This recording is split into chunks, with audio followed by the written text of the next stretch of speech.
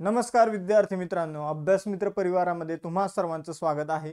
मित्रांनो, आज आपण 10 जून रोजीचं करंट अफेअर्स जे आहे तर ते अभ्यासणार आहोत.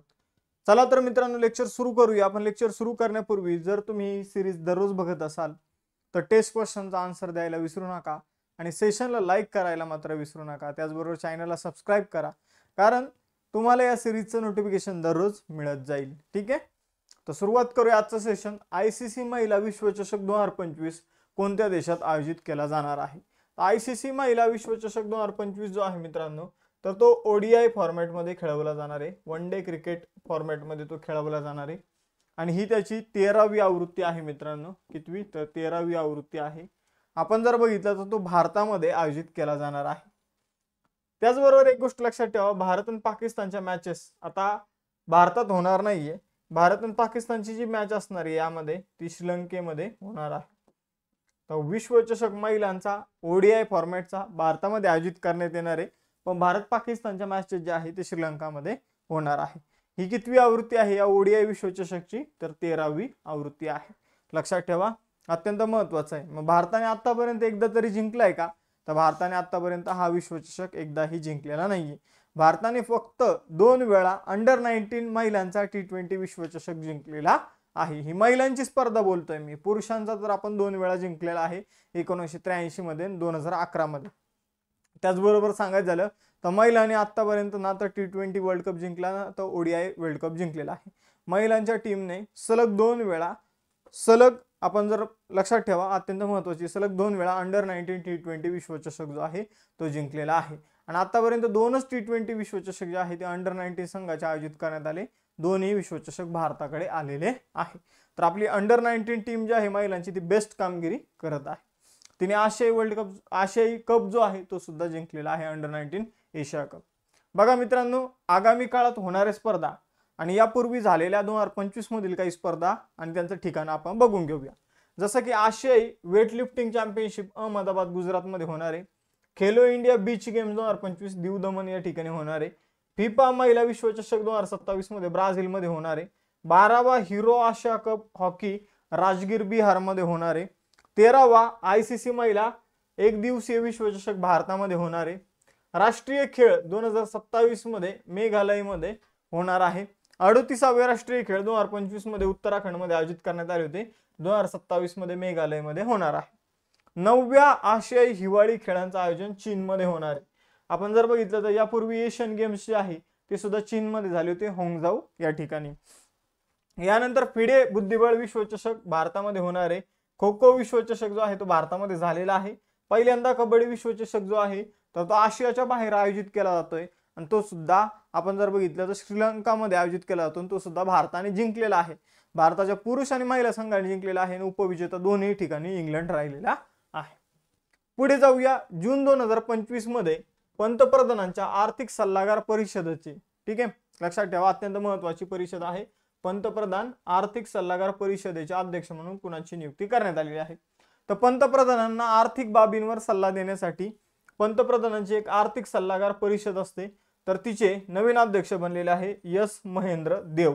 मग आपण जर बघितलं तर एस महेंद्र देव यांनी बिबेक देबराय यांची त्यांनी जागा घेतलेली आहे. यानंतर पुढे जाऊया. आपण जर बघितलं तर या पदावर त्यांनी बिबेक देबराय यांची जागा घेतलेली आहे.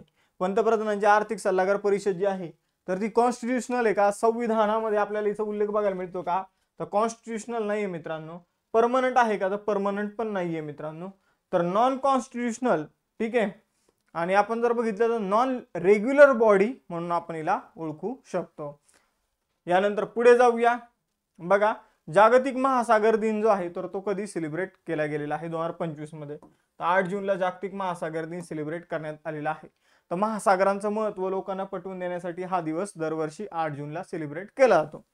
मग याची थीम आहे वंडर्स सस्टेनिंग व्हॉट सस्टेन्स अस, अशी थीम आहे. परत सांगतो, वंडर्स सस्टेनिंग व्हॉट सस्टेन्स अस, ठीक आहे, अशी या वर्षीची थीम आहे. पुढे जाऊया. मे 2025 साठी ICC men's player of the month म्हणून कुणाला निवडण्यात आलेला आहे? तर ICC player of the month बनलेला आहे मोहम्मद वसीम. मोहम्मद वसीम जर आपण बघितलं मित्रांनो तर हा कोणत्या देशाचा खेळाडू आहे? तर हा आहे युनायटेड अरब एमिरेटचा, UAE हा खेळाडू आहे. बघा महिलांचा जो मंथ ऑफ द इयरचा जो काही पुरस्कार आहे, sorry month cricketer of the मंथचा जो काही पुरस्कार आहे, चुकून इयर निघाला माझ्या तोंडातून, तर तो दक्षिण आफ्रिकेची खेळाडू क्लो ट्रायोनला मिळालेला आहे. यानंतर पुढे जाऊया. महिला आशिया कप हॉकी स्पर्धा कुठे आयोजित केली जाईल? तर महिलांचा हॉकीचा जो काही एशियन कप आहे तर तो होंगझाऊ चीन या ठिकाणी आयोजित केला जाणार आहे. लक्षात ठेवा, होंगझाऊ चीन या ठिकाणीच काय झालं होतं तर एशियन गेम्स मागे आयोजित करण्यात आले होते.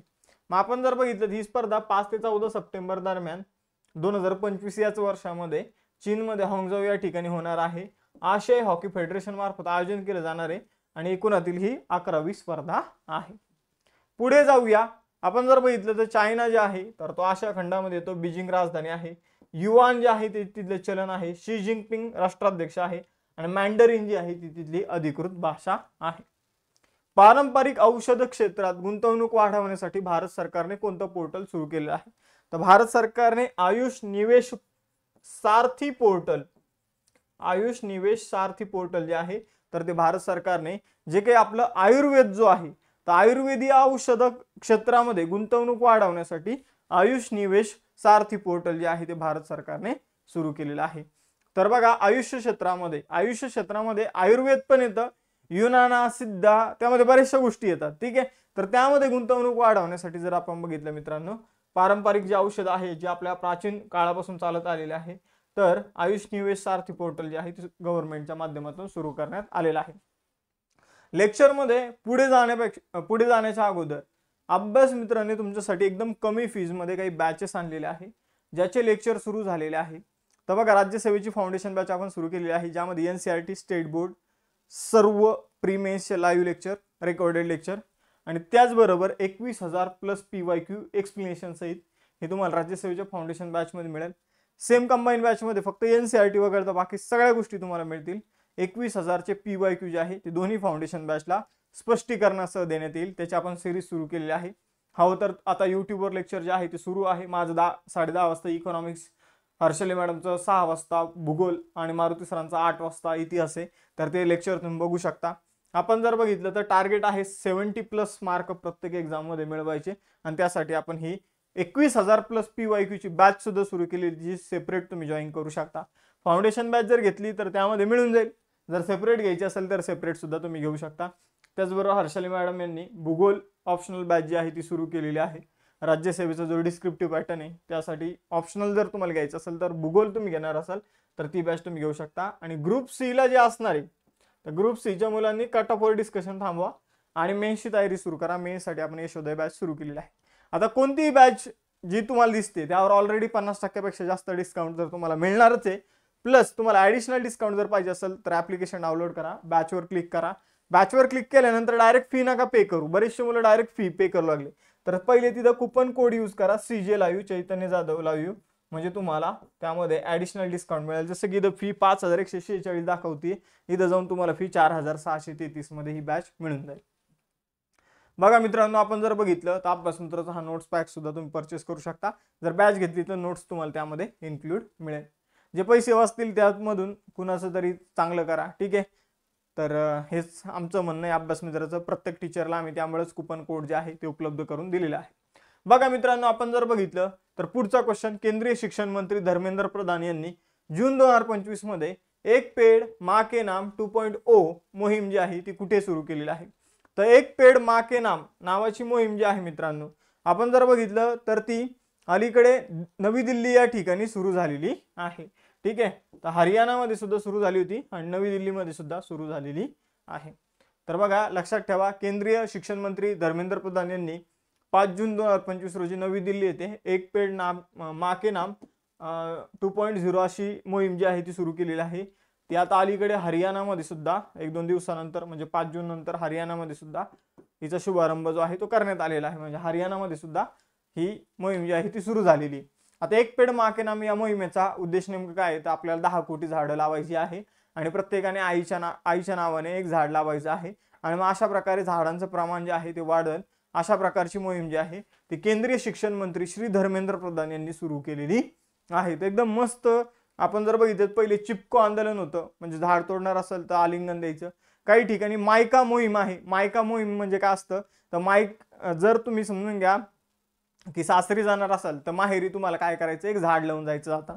तर अशा प्रकारच्या ज्या काही वेगवेगळ्या स्कीम असतात, तर त्या योजना ज्या असतात तर त्या पर्यावरणाच्या दृष्टीने एकदम जबरदस्त असतात. त्यांनी पर्यावरणाचा फायदा होतो. 5 जूनला आपण जर बघितलं जागतिक पर्यावरण दिन सुद्धा सेलिब्रेट केला जातो. मग या दिवशीच ही मोहीम सुरू करण्यात आली होती. 5 जून ते 30 सप्टेंबर मध्ये आपल्याला 10 कोटी झाडं लावायची आहे. पुढे जाऊया. जून 2025 मध्ये चौथा भारत मध्य आशिया संवाद 2025 कोणत्या शहरात आयोजित केला जाईल? तर बघा मित्रांनो, मध्य आशिया म्हणजे कोण, तर ते कझाकिस्तान, किर्गिस्तान, तुर्कमेनिस्तान, ठीक आहे, तो जो भाग आहे त्याला म्हणायचं मध्य आशिया. मग मध्य आशिया आणि भारताचे संबंध सुधारावे यासाठी नवी दिल्लीमध्ये आपण जर बघितलं एस जयशंकर जे भारताचे परराष्ट्र मंत्री आहे, तर यांनी काय केलेलं आहे, नवी दिल्लीमध्ये भारत मध्य आशिया संवाद जो आहे, इंडिया सेंट्रल एशिया डायलॉग जो आहे, याचं आयोजन केलेलं आहे. लक्षात ठेवा, यामध्ये Kazakhstan, Kyrgyzstan, Tajikistan, Turkmenistan, Uzbekistan या 5 देशाच्या परराष्ट्र मंत्र्यांनी आणि आपल्या देशाच्या परराष्ट्र मंत्र्यांनी सहभाग घेतलेला आहे. या संवादाचा मुख्य उद्देश की भारत आणि मध्य आशिया देशांमध्ये जे काही संबंध आहे ते मजबूत करायचे आहे. ही याची 4थी आवृत्ती आहे. जागतिक ब्रेन ट्यूमर दिन 2025 कधी साजरा करण्यात आलेला आहे? 2025 मध्ये 8 जूनला सेलिब्रेट करण्यात आलेला आहे हा दिवस. आपण जर बघितलं तर या दिवसाचा उद्देश काय आहे मित्रांनो, तर या दिवसाचा उद्देश आहे brain health for all ages, म्हणजे ब्रेन ट्यूमर बाबत जागरूकता वाढवणे यासाठी हा दिवस सेलिब्रेट करण्यात येतो. जून 2025 मध्ये डेटॉलच्या नवीन आयसी कूल या वैयक्तिक श्रेणीचा ब्रँड अँबॅसेडर म्हणून कोणाची नियुक्ती करण्यात आलेली. तुम्ही हे डेटॉलचे ऍड बघितली असेल आयसी कूल वगैरे, तर त्याचा ब्रँड अँबॅसेडर बनलेला आहे महेंद्रसिंह धोनी, एम एस धोनी. तर लक्षात ठेवा, एम एस धोनी जो आहे तो ब्रँड अँबॅसेडर बनलेला आहे. मग बाकी काही लक्षात नाही ठेवायची, बाकी काही लक्षात नाही ठेवलं तरी चालतंय. भारतात गुंतवणूकदाराचे संरक्षण आणि आर्थिक साक्षरता वाढवण्यासाठी गुंतवणूकदार शिबिर उपक्रम कुठे सुरू करण्यात आलेला आहे? तर गुंतवणूकदार शिबिर उपक्रम जो आहे मित्रांनो, तर तो पुण्यामध्ये सुरू करण्यात आलेला आहे. तर यामध्ये गुंतवणूकदारांना कशा प्रकारे संरक्षण द्यायचं गुंतवणूक केल्यानंतर आणि साक्षरता कशी वाढवायची, आर्थिक साक्षरता, तर यासाठी गुंतवणूकदार शिबिर उपक्रम जो आहे तो आयोजित करण्यात आला होता. हा जो काही उपक्रम आहे तो गुंतवणूकदार शिक्षण आणि संरक्षण निधी प्राधिकरण IEPFA आणि सेबी यांच्या संयुक्त उद्यमाने हा उपक्रम जो आहे तर तो इथं सुरू करण्यात आलेला आहे. पुढे जाऊया. राष्ट्रीय ई गव्हर्नन्स पुरस्कार 2025 अंतर्गत ग्रामपंचायत डिजिटल गव्हर्नन्स ही एक नवीन श्रेणी सुरू करण्यात आलेली आहे. तर राष्ट्रीय ई गव्हर्नन्स पुरस्कार जे ते वेगवेगळ्या कॅटेगरीमध्ये देण्यात येतात. मग आता पंचायत राज मंत्रालयाने ग्रामपंचायत डिजिटल गव्हर्नन्स ही श्रेणी सुरू केलेली आहे आणि त्या अंतर्गत सुवर्ण पदक कुणाला मिळालेलं आहे? तर या श्रेणी अंतर्गत सुवर्ण पदक महाराष्ट्रातील धुळे जिल्ह्यातील रोहिणी ग्रामपंचायतीला मिळालेलं आहे. तर लक्षात ठेवा, अत्यंत महत्त्वाची न्यूज आहे. बघा मित्रांनो, आपण जर बघितलं पंचायत राज मंत्रालयाने ही एक नवीन श्रेणी जी आहे ई गव्हर्नन्स पुरस्कारांतर्गत सुरू केलेली आहे, ज्यामध्ये महाराष्ट्रातील धुळे येथील रोहिणी ग्रामपंचायत जी आहे तर ती डिजिटल श्रेणीमध्ये तिला सुवर्ण पदक मिळालं. तर त्रिपुराच्या पश्चिम मजलीशपूर येथील ग्रामपंचायतीला रौप्य पदक जे आहे ते मिळालेलं आहे. आता वेळ आलेली आहे आपला आवडता सेक्शन टेस्ट क्वेश्चन. तर टेस्ट क्वेश्चन तुमच्यासाठी हे आहे की ICC महिला विश्वचषक 2025 ची भारतामध्ये कितवी आवृत्ती आयोजित होणार आहे? आवृत्ती काय असणार आहे? एक पेड माँ के नाम ही जी मोहीम आहे ही कोणी सुरू केलेली आहे? ही कोणी सुरू केलेली आहे? आणि यस महेंद्र देव अलीकडे कोणत्या परिषदेचे अध्यक्ष बनलेले आहे? कोणत्या परिषदेचे अध्यक्ष बनलेले आहे? तर काल खूप सुंदर असे प्रश्नाची उत्तरं जे ते तुमच्यापैकी काही मुलांनी दिली होती. आज जर तुम्ही दिली नसेल तर तुम्ही देण्याचा प्रयत्न करा आणि जे देताय तर त्यांचं मनपूर्वक अभिनंदन की तुम्ही योग्य दिशेने जात आहात, योग्य अभ्यास तुमचा चालू आहे. मग लेक्चर आवडला असेल तर लेक्चरला लाईक करा आणि त्याचबरोबर अभ्यास मित्राच्या बॅचचे जॉईन करायचं असेल तर खूप लक्षात ठेवा CJ लाईव्ह आणि त्याचबरोबर आपला ॲप, टेलिग्राम चॅनल आणि इंस्टाचं पेज इथे जॉईन करायला विसरू नका. ॲप डाउनलोड करून ठेवा. थांबूया मग आता आपण इथं भेटूया नेक्स्ट सेशनमध्ये. चलो बाय बाय एव्हरीवन, जय हिंद.